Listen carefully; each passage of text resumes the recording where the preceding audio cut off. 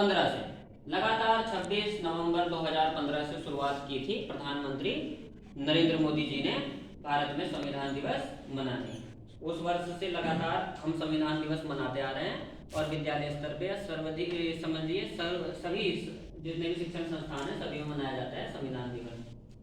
संविधान दिवस मनाया जाता है जिससे नागरिकों को बोध हो पाए उनके मौलिक अधिकारों का और उनके मौलिक कर्तव्यों का। आज हम आपको इसी विषय में आपसे बात कर रहे हैं कि भारतीय संविधान में कौन कौन से मौलिक अधिकार हैं और कौन कौन से मौलिक कर्तव्य हैं। तो सबसे पहले तो बात करेंगे डॉक्टर बी आर अम्बेडकर की। तो डॉक्टर बी आर अम्बेडकर भारतीय संविधान के पिता कहे जाते हैं।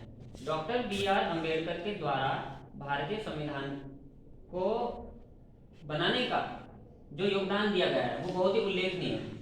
तो डॉक्टर बी आर अम्बेडकर भारतीय संविधान के पिता इसलिए कहे जाते हैं क्योंकि बहुत सारे ऐसे प्रोविजंस हैं, बहुत सारे ऐसे कार्य हैं जो डॉक्टर बी आर अम्बेडकर के द्वारा किए गए थे।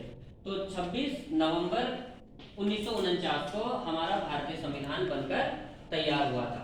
तो संविधान दिवस के रूप में हम 26 नवंबर 1949 से लगातार संविधान दिवस मनाते आ रहे हैं। लेकिन इसकी मूल रूप से अगर शुरुआत की गई पूरे भारतवर्ष में मनाने की तो इसकी शुरुआत करी थी प्रधानमंत्री नरेंद्र मोदी ने वर्ष 2015 में।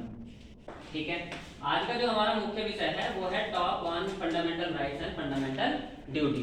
आज हम या मैं आपको जो बताऊंगा वो बताऊंगा भारत के मौलिक अधिकार और भारतीय संविधान में उल्लिखित मौलिक कर्तव्यों के बारे में कि उनकी संख्या कितनी है। तो भारतीय संविधान में मूल रूप से जो मौलिक अधिकार मेंशन हैं, लिखे गए हैं, उनकी संख्या 7 थी, परंतु अब उनकी संख्या 6 है। और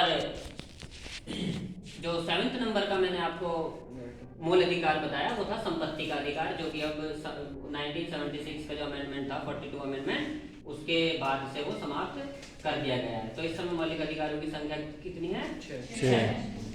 ठीक है, तो सबसे पहले भारत के मौलिक अधिकारों की बात कर लेते हैं कि भारत के मौलिक अधिकार है क्या। भारतीय संविधान में जो मौलिक अधिकार उल्लिखित किए गए हैं उनकी संख्या 6 है और